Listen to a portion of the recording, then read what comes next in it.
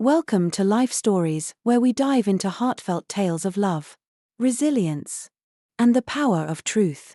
Today's story takes us behind the facade of a seemingly perfect family, unraveling decades of secrets, betrayal, and the courage to break free from generational pain. What happens when a daughter uncovers the lies that have shaped her life and decides to rewrite her future?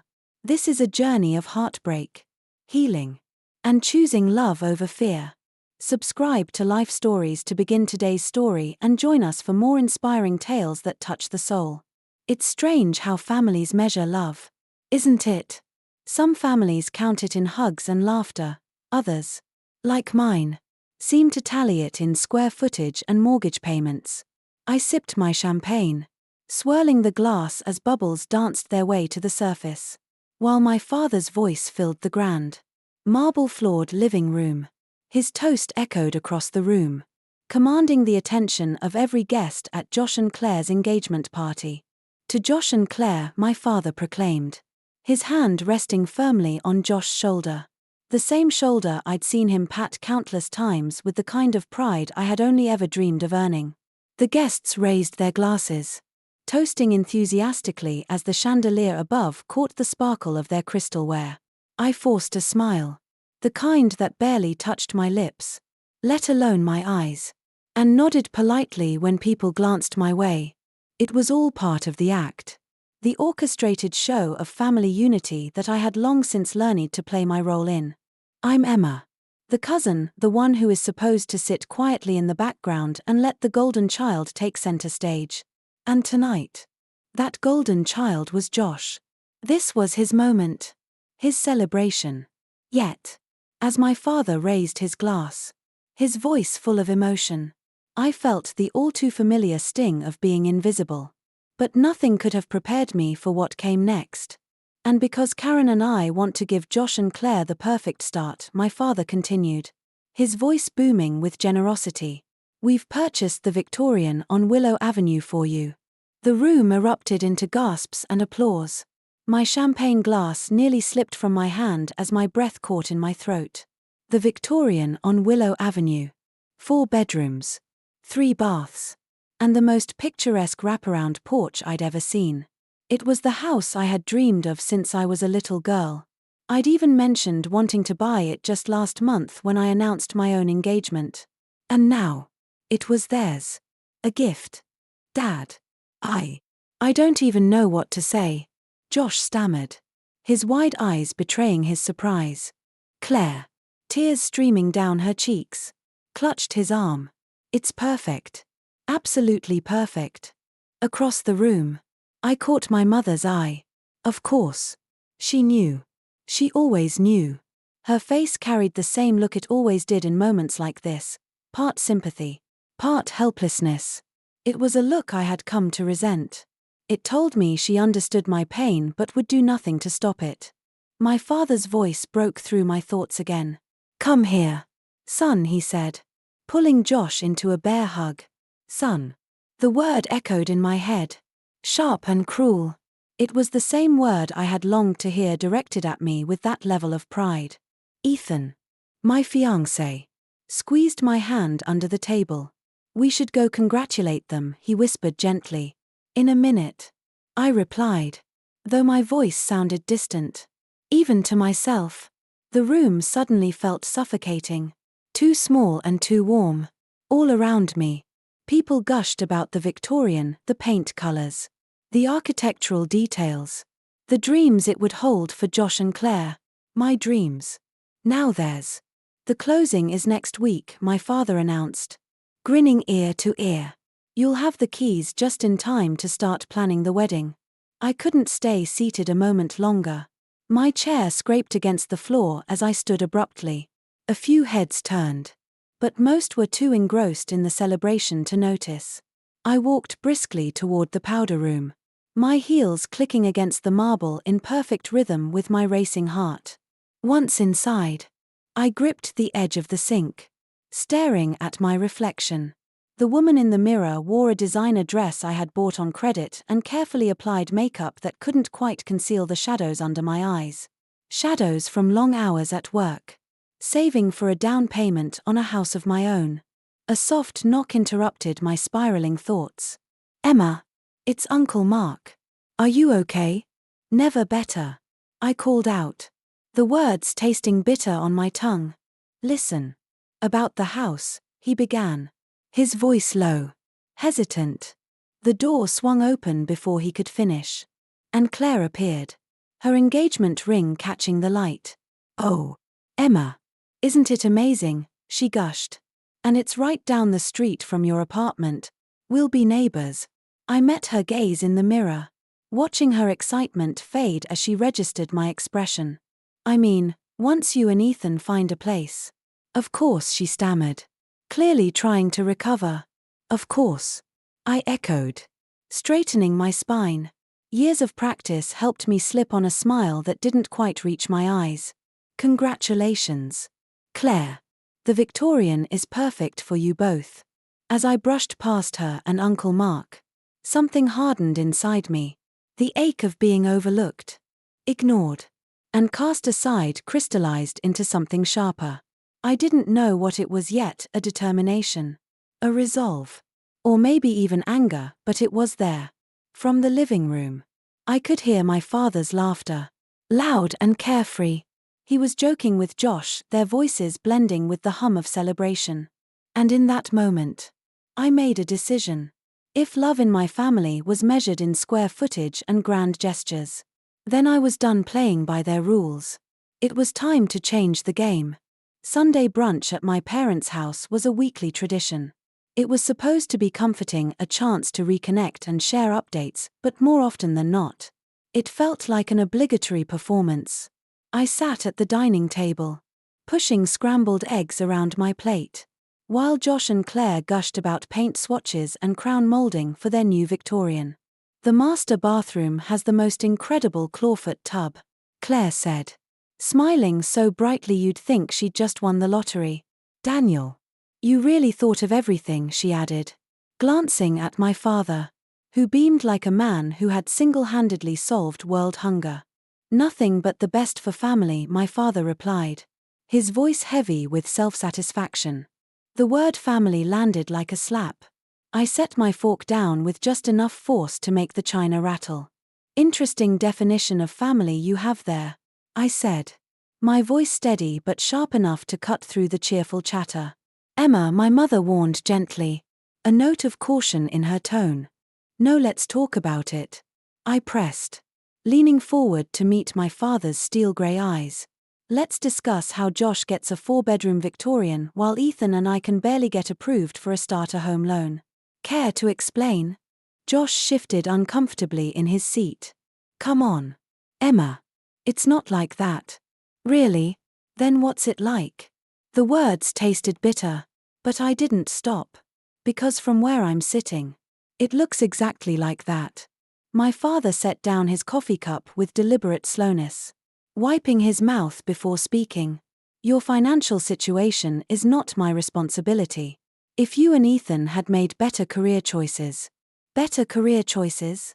I interrupted, my voice rising despite my efforts to stay calm. I'm a marketing director at 28. I've worked my ass off to get where I am. But nothing I do is ever good enough for you. Is it? You're making a scene, my father said, his voice dropping to that dangerously quiet tone I remembered from childhood. Sit down. Or what? I shot back. You'll give Josh another house? Claire muttered an excuse and practically ran from the room. Josh followed, leaving me alone with my parents and the weight of decades of unspoken resentment. I have supported you your entire life, my father said, his tone clipped and controlled. Paid for your education. Your first car. The bare minimum of parenting isn't support. Dad. It's obligation. Sweetheart. Please, my mother said, reaching for my hand. Your father has his reasons. What reasons? I demanded, pulling away from her touch. What possible reason could justify treating your own daughter like she's second class? Something flickered across my father's face, fear. Guilt, but it vanished as quickly as it appeared. You want to know the truth, he said, standing abruptly. Fine. Josh needs the stability more than you do. He always has. Why? I demanded, my voice breaking. Because he's your precious golden child. Because. My father stopped abruptly, his jaw tightening. My mother went very still beside him, her hand frozen mid-reach. Because his what? I pressed. The room fell silent. The kind of silence that carried weight. My father glanced toward the doorway, where Uncle Mark had just appeared, his face pale and drawn. Don't. Uncle Mark said quietly, but the damage was already done. What aren't you telling me? I asked, my gaze darting between the two of them. My father turned away, muttering, this conversation is over. Like hell it is.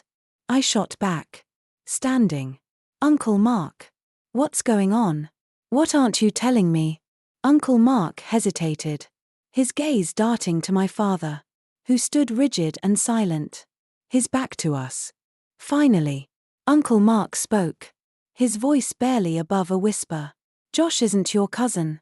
The world tilted sideways. What are you talking about? He's your father's son. Uncle Mark said, each word landing like a hammer blow. From his affair with Laura. I stared at him, my brain scrambling to make sense of the words. Josh wasn't my cousin. He was my half-brother. My father turned then, his face pale but his expression defiant. This is not your business. Emma. Not my business. I repeated, my voice trembling with disbelief. You've spent my entire life making me feel less than. And now you're telling me it's because you're trying to cover up your affair. Because Josh is your son?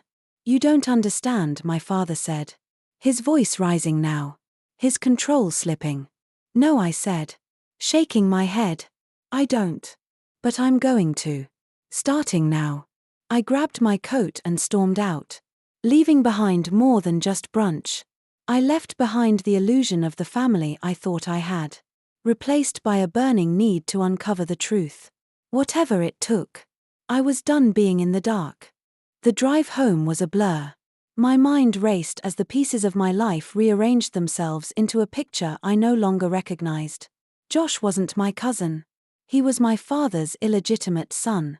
The golden child who received everything wasn't just a favored relative, he was a living, breathing reminder of my father's affair.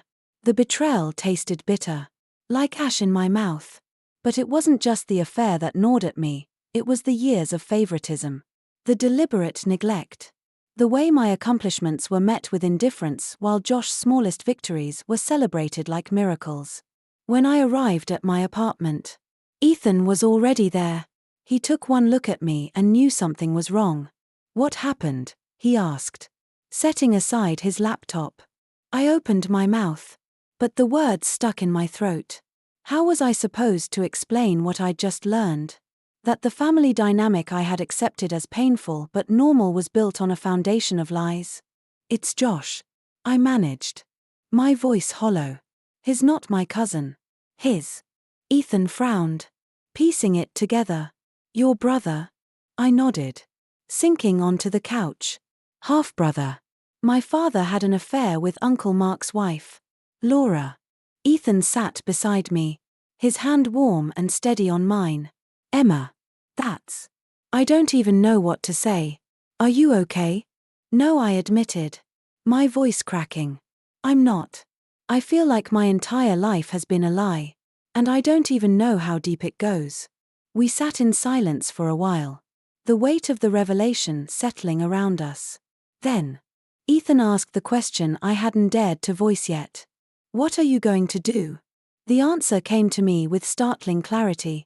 I'm going to find out the truth. All of it. No more secrets. No more lies. I need to know everything. The next day, I called Uncle Mark. He sounded hesitant when he picked up, but I didn't give him a chance to deflect. We need to talk, I said firmly. Later that evening, we met at a quiet diner on the edge of town. Uncle Mark looked older than I remembered, the lines on his face deeper. His shoulders stooped under the weight of a burden he had clearly been carrying for years. I shouldn't have said anything, he began as we sat down. But you did. I interrupted, my tone leaving no room for argument. And now I need you to finish what you started. Tell me everything. He hesitated, glancing around the nearly empty diner before finally leaning forward. It wasn't supposed to be like this, he said quietly. Your father and Laura, it was a mistake. But when she got pregnant, everything changed. I folded my arms, my gaze unwavering. Go on. He sighed, running a hand through his graying hair. Your father convinced Laura to keep the baby a secret. He set up financial arrangements, made sure she and Josh were taken care of. But when Sarah, my wife, found out about the affair, it broke her. She couldn't handle the guilt, knowing I was living a lie. That's why she left. And my mother? I asked, my voice trembling. She knew. Uncle Mark admitted. She found out about Josh after he was born. But she stayed. She thought keeping the family together was worth the pain. I swallowed hard, the weight of his words pressing down on me. What about the company? The houses? The money? Why does Josh get everything? Because your father feels guilty. Uncle Mark said simply. Guilty for having the affair. For keeping it a secret. For everything. He's been trying to make up for it ever since. Even if it means pushing you aside. The anger I'd been holding back boiled over. And you let this happen? You let him treat me like I didn't matter? I thought I was protecting you. Uncle Mark said, his voice thick with regret. But I see now that I was wrong. I leaned back, my appetite long gone. There's more, isn't there? Uncle Mark nodded slowly. There's always more. He reached into his jacket and pulled out an envelope, sliding it across the table. You need to see this. I opened it with trembling hands, revealing a stack of old photographs, letters, and financial records. One photo caught my eye immediately, Laura, smiling and pregnant, standing next to my father. The date on the back was 2 years before I was born. What is this? I whispered, my stomach churning. It's the beginning, Uncle Mark said, his voice heavy with meaning. The beginning of everything your father has tried to hide. And it's just the tip of the iceberg. I stared at the evidence in front of me, my mind spinning. This wasn't just about favoritism or an affair. It was about decades of deception. A web of lies so tangled that I wasn't sure where it ended. But one thing was certain, I wasn't going to stop until I unraveled it all. Thank you, I said quietly, gathering the papers. Uncle Mark reached across the table, his hand briefly touching mine. Be careful, Emma. The truth has a way of breaking things. I met his gaze, my jaw set with determination. Maybe some things deserve to be broken. The drive home from the diner was heavier than the one from my parents' house. This time, I wasn't just weighed down by anger or hurt, I carried evidence. Photographs, letters, and records that turned whispers of betrayal into cold, undeniable facts. My father hadn't just failed me as a parent, he had built an entire empire on deception, guilt, and favoritism, leaving me to fight for scraps of his attention while Josh lived in the lap of luxury. Ethan was waiting when I walked in, his worry plain on his face. What did you find out? He asked, his voice gentle but urgent. Everything, I said, dropping the envelope onto the table between us. Josh isn't just his favorite because he's my cousin. He's my half-brother. My father had an affair with Laura, Uncle Mark's wife. And it doesn't stop there. Ethan's brow furrowed as he flipped through the papers. Wait. Are these financial records? What is all this?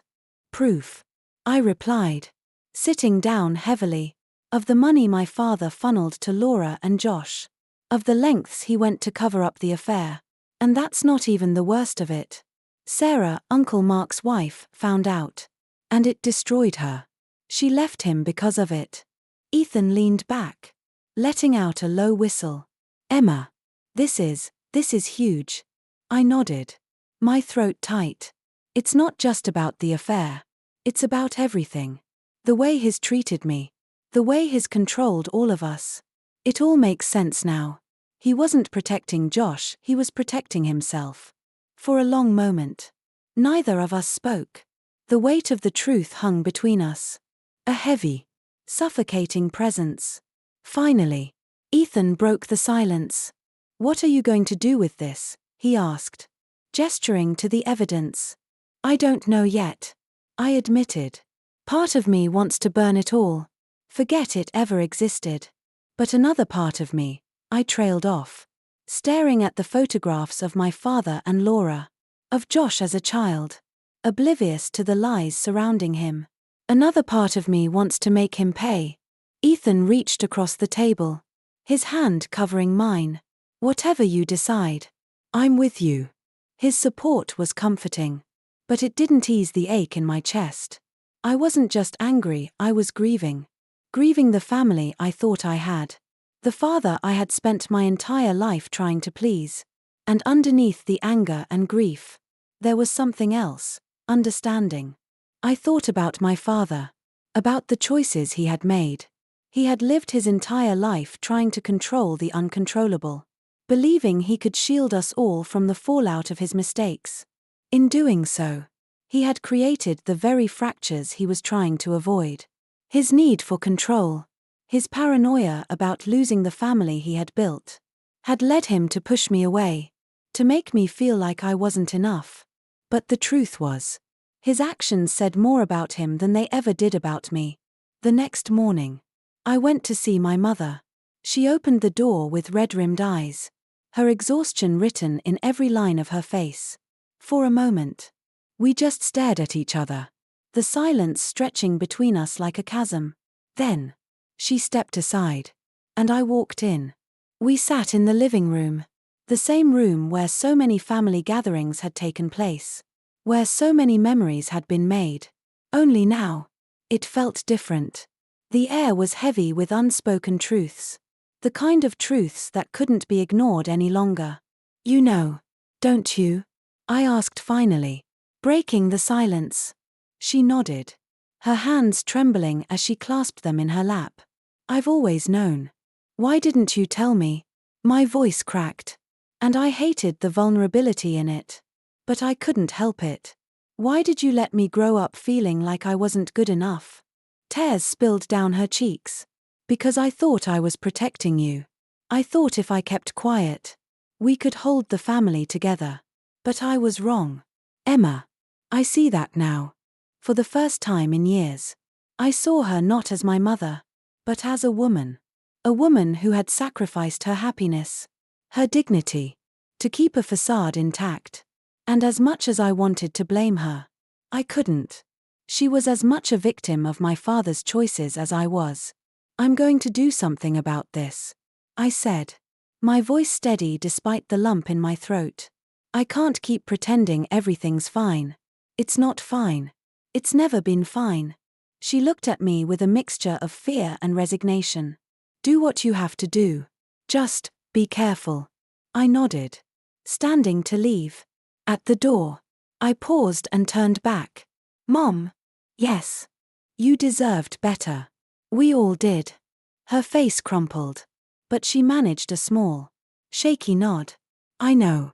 As I walked away, I felt the weight of generations pressing down on me. My father's lies, my mother's silence, the fractures they had tried to hide. It all ended with me. I didn't know how yet, but I was going to break the cycle. No more secrets. No more lies. It was time to shine a light into the darkness. The days that followed were a blur of emails, phone calls, and whispered conversations. I wasn't just uncovering the truth, I was planning my next move. I sent copies of the financial records to the company's board members, exposing my father's fraud. I attached a letter detailing everything: the houses, the shell companies, the decades of favoritism masked as family loyalty. If he thought he could manipulate me into silence, he was wrong. I was done playing the obedient daughter. Ethan watched with a mixture of concern and admiration as I worked. He stayed by my side, offering quiet support but never interfering. One night, as I sat at the dining table surrounded by documents, he asked, Are you sure this is the right way? Emma.